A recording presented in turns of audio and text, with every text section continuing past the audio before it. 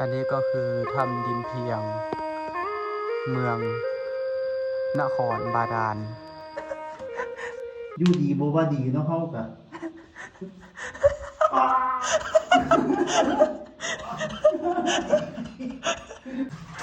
ได้ไหมนั่นเลยได้ไหมในส่วนของทางหนีที่เขาเดินทางมานะครับโมนี้จะเป็นห้องโถงที่3ครับเป็นห้องของแม่ย่าเกศราหรือว่าพระข้างสมบัติของเมืองบาดาลนะครับแผ่นดินแผ่นแรกที่เห็นอยู่มงนี้นะครับเป็นหีบศพของแม่ย่าเกศราเป็นกายทิพย์กายสังขารนะครับหรือว่าเป็นพระชายาของปู่อินนะครับแผ่นดินที่2การสิเป็นหีบเงินแผ่นดินที่3เป็นหีบทองมีเสียงทุกคนนะครับอยากเข้าไปห้างนาสายมือหมุน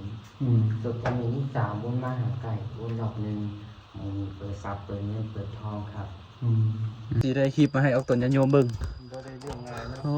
เพราะฉะนั้นก็ฝากกดไลค์กดแชร์แล้วก็ฝากกดติดตามในเพจเพิ่นนำในเด้อแล้วก็บ่แม่นว่าเฮาสิสอนเรื่องงมงายเรื่องหยังได้ให้เชื่อเรื่องเหตุเรื่องผลแล้วก็หลักในของพระศาสนา อันนี้ก็คือถ้ำดินเพียงเมืองนครบาดาลตอนนี้ก็กำลังจะพาเข้าชมภายในถ้ำจะเป็นยังไงกดไลค์กดแชร์กดติดตามแล้วไปรับชมกันเลยโอ้โหลำบาก ข้างในก็จะมีน้ำ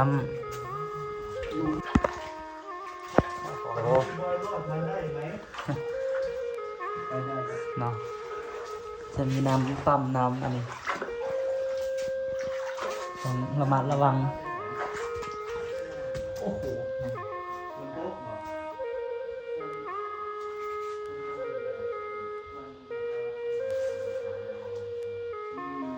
โอ้สายน้ำมัน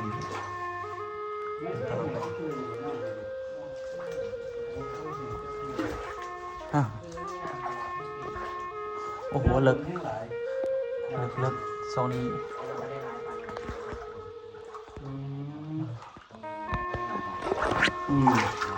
ได้ประเทศตัวประเทศ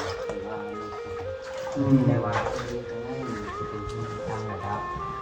มาจากครับระวังหายระวังผมเป็นมองจริงครับแต่พยายามครับ แล้วอ้วนๆคือจังนั้นอาจารย์เพิ่นนี่เป็นตามาได้บ่ 130 กิโลเพื่อหวัดทางน้ำหนัก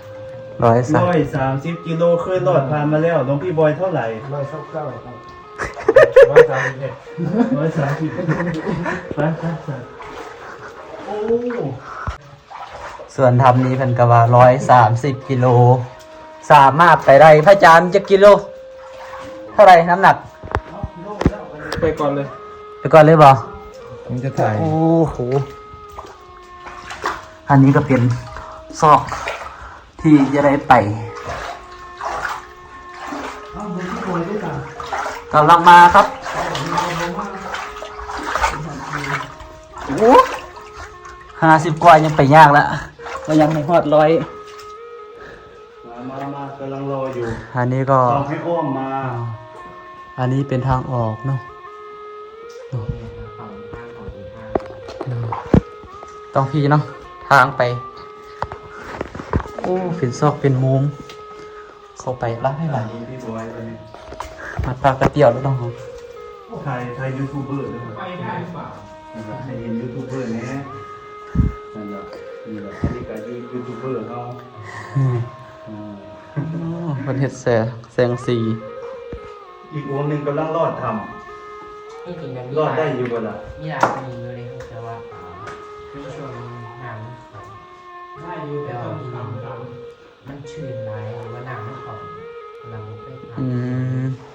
ก็ได้เปิดเป็นคน ระบบไฟ ต่างเราปุญญาแล้วตอนไฟสีหน้าเห็นระบบไฟฟ้าเราแต่ยังไม่มี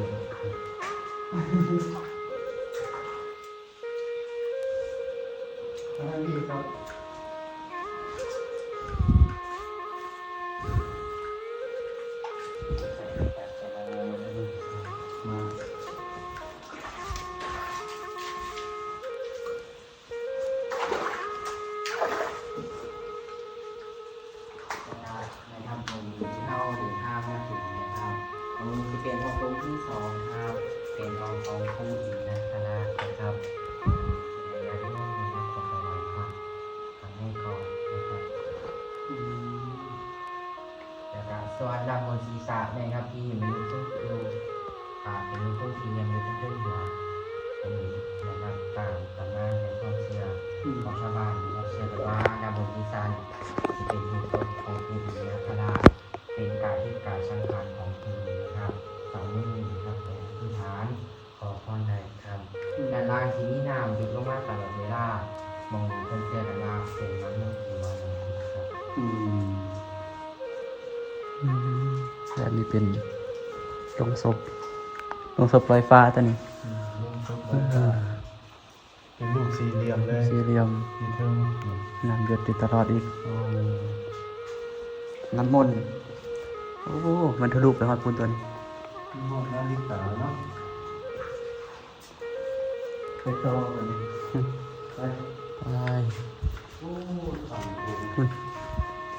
มีพดมีหลายหูหลายซอกหลายมุม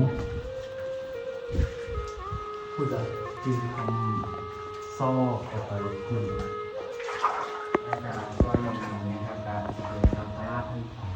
สาราท่านหอ ท่านของที่เป็นเสานะครับตั้งในท่ากัน อ๋อ เป็นไม้ดันเป็นลอยตัวเป็นได้นะครับตรงนี้ อืม ตรงนี้แต่ละห้องการเสาต้นนะครับตรงนั้นเยอะเป็นห้องเป็นนี่นะครับเสาเห็นอยู่บริเวณรอบๆนะครับที่เป็นเสานี่สิก็คือเสาสาราท่านของไปเลยครับ อืม เป็นห้องไฟครับ อืม ข้างบนจะสามารถให้ลูกค้ากันได้ครับ โอ้ทะลุพากันได้ตัวนี้เขาหลงอยู่บ่ พันทอง เพราะว่าที่นี่ไก่ฟ้ามาไอ้ดานี่ตอนนี้น้ำไม่ถึงน้ำหมุนแรง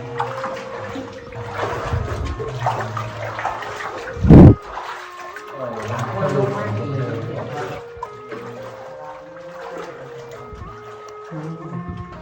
ทะลุเป็นเสาเป็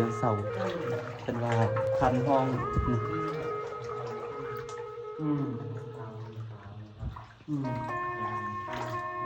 ยางออกมาพอช่าง อืมทำได้เนาะ แต่ละในส่วนของท่านหญิงที่เขาเดินทางมานะครับมองนี้จะเป็นห้องที่สามครับ เป็นห้องของแม่ย่าเกศราหรือว่าพระท่านสมบัติของเมืองบาดาลนะครับแค่นี้ยังได้ที่เห็นอยู่มองนี้นะครับ เป็นที่ทรงของแม่ย่าเกศราเป็นการที่การสังขารนะครับหรือว่าเป็นพระชายาของผู้หญิงนะครับแผ่นที่สองการจะเป็นหินเงินแผ่นที่สามเป็นหินทองมีเตียงทุกคนนะครับย่างเข้าไปข้างหน้าซ้ายมือ อืม ส่วนตัวนี้สาวมุ่งมาหากันข้างหน้ามีตัวซับตัวนี้เป็นทองครับ อืมมันจะเป็นในยางอ้อมไปจ้ะ แต่อ้อมนี่บ่ อ้อมนี่อ้อมนี่ เอาผู้ใดอยากได้ก็อธิษฐานเอาเด้ออันนี้แม่นหีบลงศพเนาะอันนี้หีบเงิน อันนี้หีบทองตามความเชื่อเนาะผู้ใดอยากได้ก็ขอเอาเนาะผู้ใดใส่งูใส่พญานาค แต่ถ้าบ่มาใส่ลูก บ่อันนี้ใส่ครับสมมาฟัง เขาเป็นใส่มาเขาเป็นใส่มาใส่ผ้ามือ อืม เดี๋ยวแต่เรา ที่พิจารณา ที่พาการจับมือ นี่บ่ ตรงนี้เป็นเสาหลักของเมืองบาดาล หูได้จะเลยว่าเป็นเสาหลัก ตรงนี้นะครับก็หมายเชื่อว่าเป็นเสาหลักนะครับเป็นเสาทางนี้ง่ายแต่ไปทางไหนตรงนี้นะครับแต่ไม่ต้องหาที่ โอ้ มันต้องหาที่กัน ผู้ใดแต่ละมันคงเนาะ คนสมัยโบราณเนี่ยเพราะว่าทำกับคนพูดมากหลายปี สิแตะให้เด้อผู้ใดอยากมันคงก็ 60 ปีที่แล้ว อธิษฐานเอา แก้เพื่อนกับตำนานในครอบครัว 60 เป็ ปี นกระเสือว่านะครับเป็นอืม เพราะว่าตอนมาคนพบแรกๆนี่กับเข้ากับบริต่อเตียงน้ำลายนะครับใส่แค่ระบบไฟฟ้าแล้วก็ท่านของท่านอะไรก็เป็น ที่จะในผู้จะว่ามีฐานดี ตอนแรกนะครับก็จะเป็นไล่ข้ามยางเป็นรุ่นที่ข้ามนะครับมาเห็ดราคาเป็นไทย5เนาะ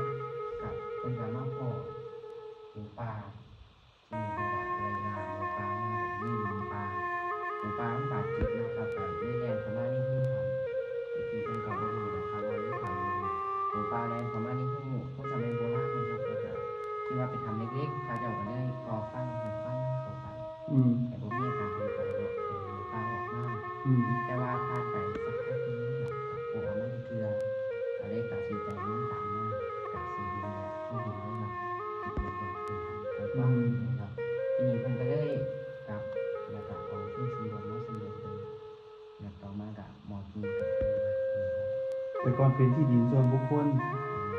บางบ่อที่กับทางวัดเป็นที่ดินทั้งหมด8 ไร่ครับแล้วก็ยังโยงสิ่งถวายคืนครับ อื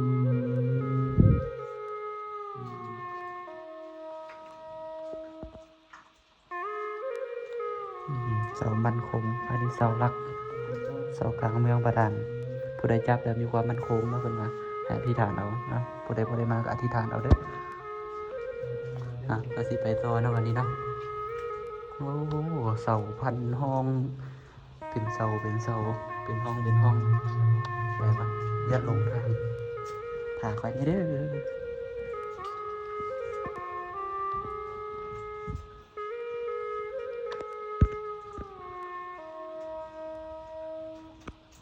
ว่าอะไร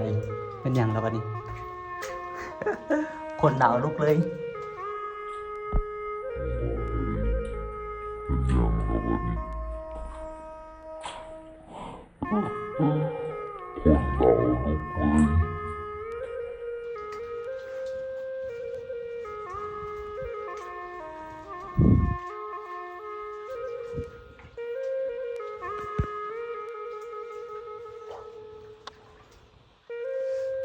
เมื่อกี้ได้เห็นอย่างเนาะ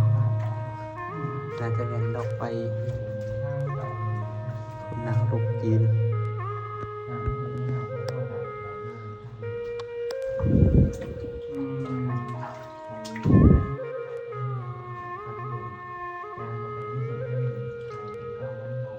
อืม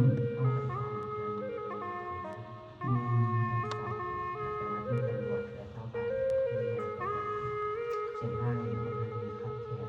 อีกอย่างก็คือมีเรียกได้ว่าสัตว์เลื้อยคลานค่อนข้างหลายนะครับแต่คนธรรมดาเขาก็อยากสิไปก็ได้ อืม เพราะว่าเป็นที่พักโดยเป็นต้นที่ยังมีครับ อืม ผู้ทรงศีลผู้ทรงธรรมเป็นอย่างนี้นะครับ อืม อย่างนี้เข้าไปประมาณ100 เมตรกันที่เป็นของเขาเนี่ยนะครับ ออกกำลังเย็นเป็นอะไรไม่รู้ คนหนาวแตกเลย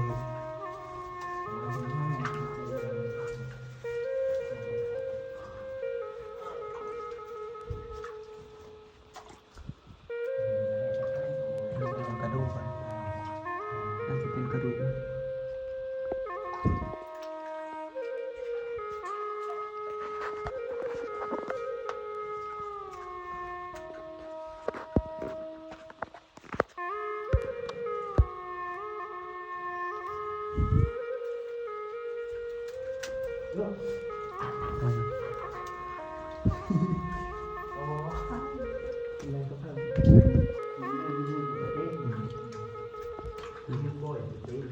อ๋อ เมื่อกี้นี่น่าจะเป็นไฟอันนี้เฮ็ดหัวเมียนออกมาเนาะเขาเป็นคนหนาวแตกโอ้การไปก็ต้องได้เฮ็ดกินเอี่ยงเป็นอันนี้จะไปได้ โอ้โหปวดคอ เดินทุดงไม่ว่าปันนี้ เดินไปนี่บุปานี่บอกโอ้ครับเดินก้มๆตัวสูงกว่าเพื่อน ได้ก้มไปเนาะเพิ่น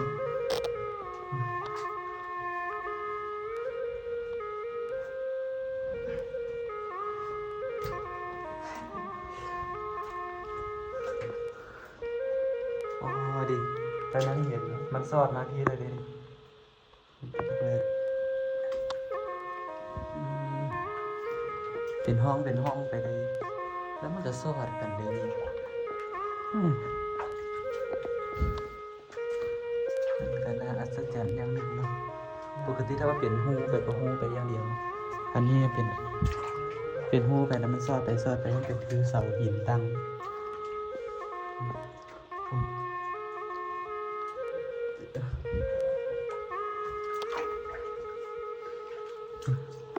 แล้วก็มองนี้นะครับที่เขาเดินทางเป็นของที่ทะลุกันหรือว่าสสวที่ของที่2นะครับที่เขาได้ไปไหว้มานะครับเป็นหมอ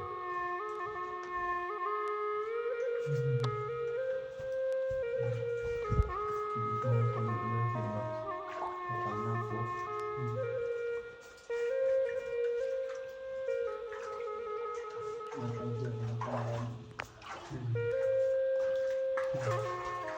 ามปกเป็นตามแรกเ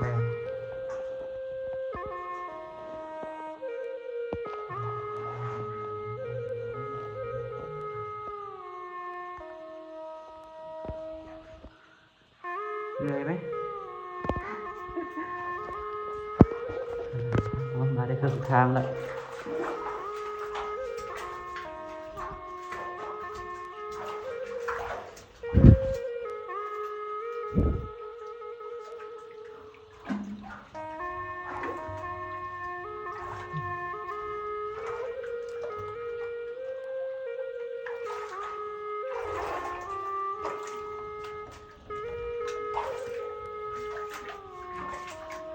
เป็นน้ำนะไหลกระดอกน้ำกัน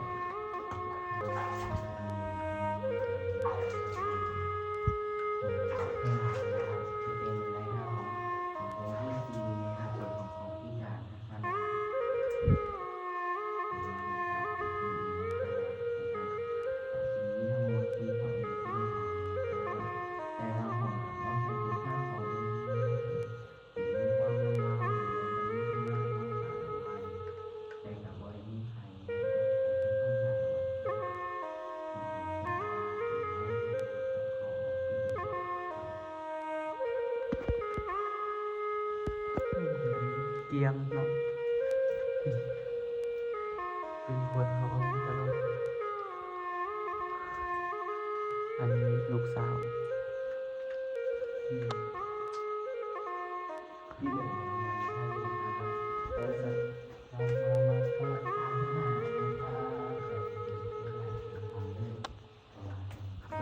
โอ้ย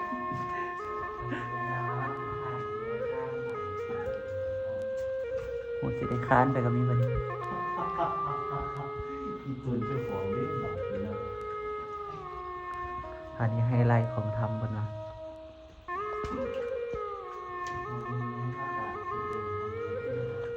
เป็นช่างจำเสียนว่าช่างแต่ว่าเนี่ยก็คือรักษาสิ่งนี้ด้วยที่เสียงช่างที่จำสิ่งเขาจะได้รอดทางการที่การอาศัยมีบุญก็รอดโลกสามารถอธิษฐานก็รอดกันแต่สิรอดเรื่องมันทุกข์มันสูงมันมีไพ่หรือว่าให้เป็นเกี่ยวกับความงามนะครับเราทำไปแล้วแต่การหยุดนะครับ อธิษฐานเอาเมื่อไรมาเก็บมาเปลี่ยนนะเจ็บกระเพาะ โอ้โหขนาดใจอยู่นะของเฮาบ่เคยแบบมันสิสั่งไม่ได้ไปทางอาจารย์มันให้เวลาทำใจก่อนหลวงพี่บอยจะข้ามได้ไหม จะรอดได้ไหม130 โลมดมาเอาแล้วบัดนี้ผู้สาว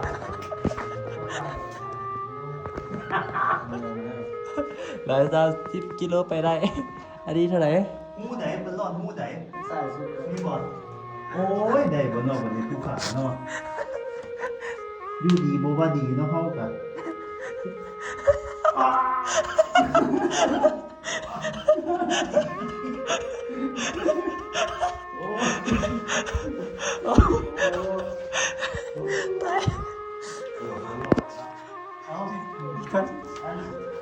ไป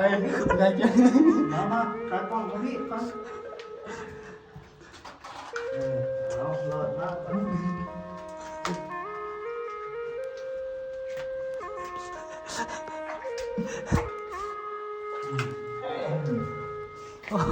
ตายแล้ว มาแล้วทำไมปูรัดไม่มา เอาจับไปหน่อยสิตอนนี้เรากำลังจะรอดไปเนาะเบิ่งสภาพ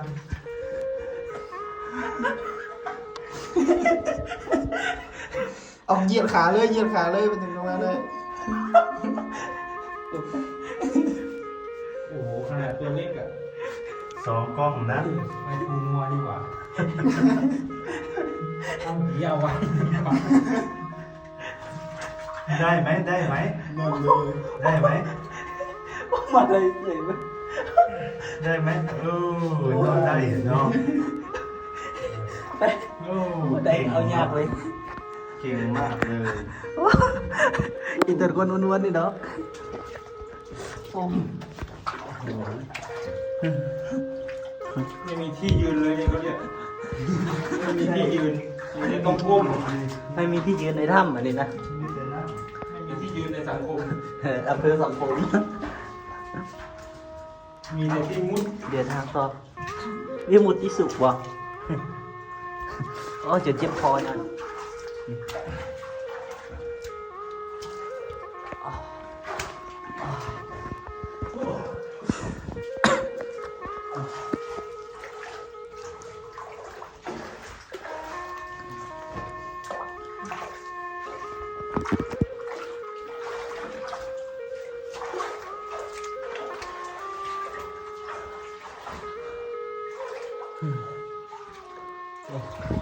โอ้ยอันนี้แจงเนาะ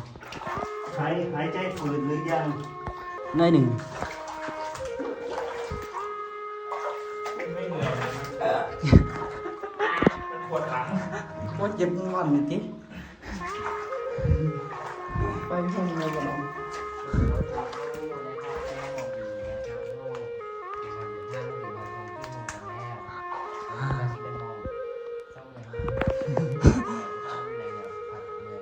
โอ้หมองเศร้าเหนื่อยเอาไปดีอยู่ อืม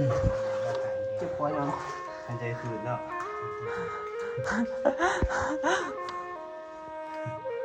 ไหวไหมน้องพี่บอยไหวไหมให้พักเหนื่อยก่อน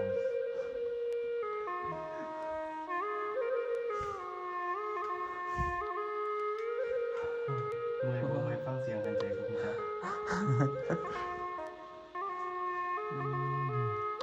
เป็นห้องโถงใหญ่เนาะ สำหรับญาติโยมที่อยากมาเบิ่งคลิปเอาเด้อบ่ต้องหมุนไม่ยากลำบากดอกเดี๋ยวสิได้พบชะตากรรมแบบนี้ให้มาเบิ่ง โอ้ขันได้มาตอนนั้นได้เงิน1,100มาได้โชคลาภเนาะ โชคลาภ ขึ้นไปหอดเขาถวายเลย1,100หรือ2,000นี่ สาธุสาธุเอาเป็นเพื่อนนี่มันสิได้โชคลาภ มีคนอยู่กับคนอื่นนะ พอดีคนมาโอ้ยเดี๋ยวได้เห็นเงาเห็นโอ้ยตอนอยู่หันเห็นพอดีเอาแสงไฟขึ้นเลยเป็นตาแสงมุมมองคนหนาวปูคือเลย คนเหลียวหลับเลย กินคืน เอ้า ตัวอะไรขันเท้า อันนี้คันคาว ไปเลยเหรอ จีย โอ้ ไปเลยครับอุ้ยสมิงยางมา80 ลูกอีกแล้วนะ ยังคือดงมาเดี๋ยวก็มาเขาทำมันไปสั่งข้าว พระธุดงค์เดี๋ยวเราก็ว่าร้องไปเบิ่งถ้ำอันนั้นบ่ พ่อกับน่าจะต้องดงเนี่ยพ่อกับที่ได้มาถาม ไปมุดวันหนึ่งหลายรอบ อ๋อโอ้ อาทิตย์ละกัน ยืดก่อน จะมุดทั้งวัน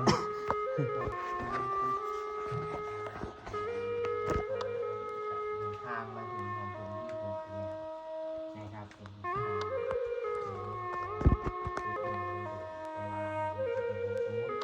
คล้ายๆว่าเป็นพระคัมภีร์หรือว่าเป็นศิลาจารึกครับประมาณนี้นะครับส่วนมากนะที่เกี่ยวในอาชีพก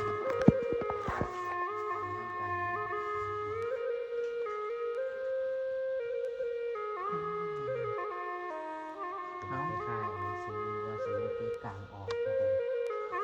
อืมหอสมุดหรือว่าปึ้มผู้ใดอยากมีสติปัญญา มีความรู้เฉลียวฉลาด เป็นนักปราชญ์อาจารย์ต้องอธิษฐานเอา คนที่ให้ แต่ก็จะไม่ได้อธิษฐานระยะได้เนาะแต่เฮี้ยนนั่นนี่นะอันนี้คือตัวอย่างนะมุม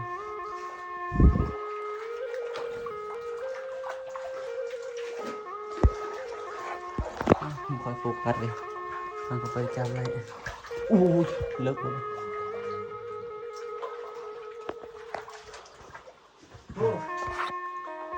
ต้องได้ปีนไปแบบนั้นบอก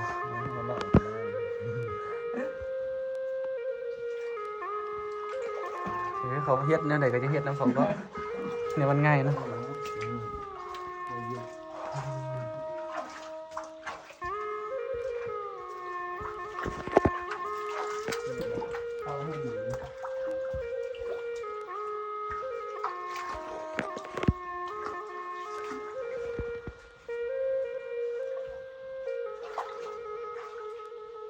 โอ้มันสอบเธอแล้วน้อยวันนี้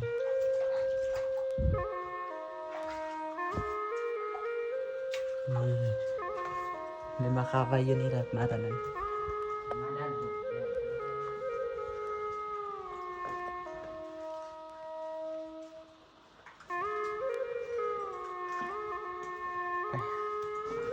บอกให้ขึ้นเขาก็ขึ้นนี่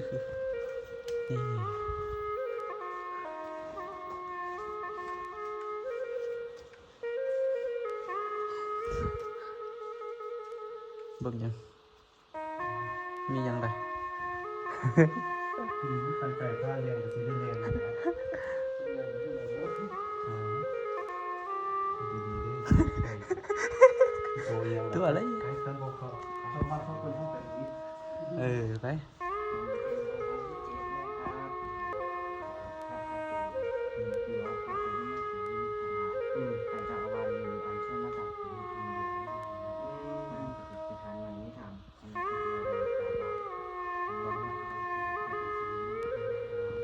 สา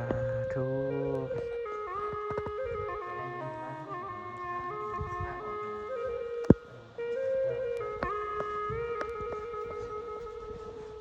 ดูเจดีย์มันพาไว้ได้เนาะ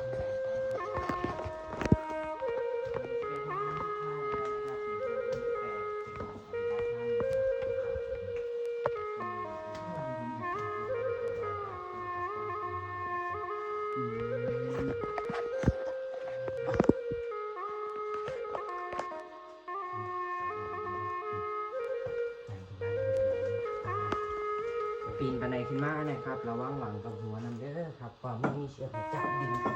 โอ้ ต้องระมัดระวัง ระวังหัวในเรือนะมีเชือกให้จับดึงด้วยคุณจะต้องระวังศีรษะเพราะมันตลก ง่ายหลัง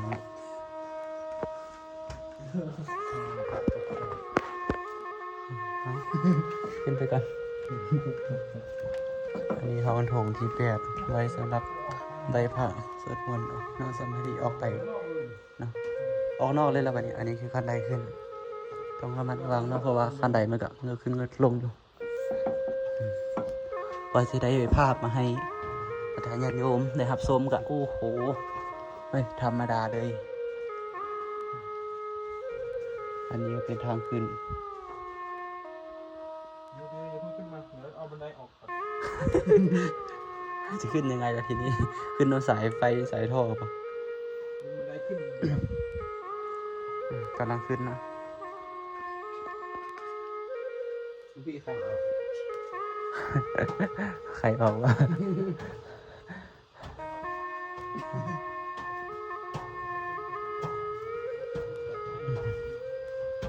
อันนี้ก็เป็นบันไดขึ้นปองขึ้นมาเลย อันนี้หอยตาบได้นี่ เข้ากับอยู่ดีบ่ว่าดีนะ โอ้โหกว่าสีได้คลิปมาให้เอาตนยันโยมเบิ่ง บ่ได้เรื่องงานนะ โอ้ เพราะฉะนั้นก็ฝากกดไลค์กดแชร์แล้วก็ฝากกดติดตามในเพจเพิ่นนำเลยเด้อ แล้วก็บ่แม่นว่าเฮาสิสอนเรื่องงมง่ายเรื่องหยังได้ให้เชื่อเรื่องเหตุเรื่องผลแล้วก็หลักในของพระศาสนา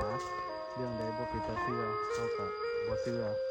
บางเทื่อเฮาก็เพิ่นว่าจะได้เฮาไปเฮ็ดตามเพิ่นซื่อๆหั้นนะแต่ว่าเรื่องเชื่อบ่เชื่อก็อีกเรื่องหนึงจังซี่นะทุกท่านทุกคนบ่แม่นว่าโอ้ยเป็นพระสงฆ์องค์พระเจ้าเดี๋ยวพากันพาไปสอนเรื่องสายมูเตลูไปสายนั่นสายนี่บ่แม่น ครับใบพญานาคเนาะ อันนี้เขามาเบิ่ง เข้ากับผ้าไปเบิ่งแล้วก็ผ้าไทยมาให้เบิ่งซื่อๆให้ทุกท่านทุกคนได้พากันเข้าใจ เอาฝากไว้ขอจบคลิปไว้